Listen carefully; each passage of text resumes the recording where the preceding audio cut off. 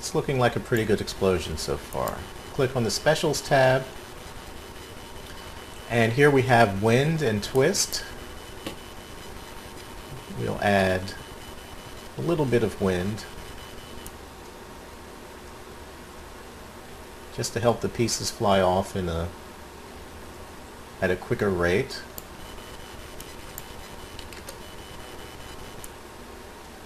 And all this is animatable in Cinema 4D.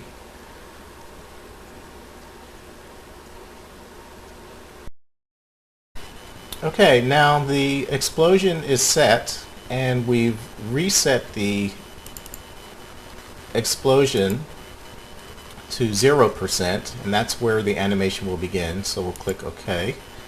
And the cube looks pretty good, but we're going to add a few more pieces to it, and the way to do that is to subdivide it even further.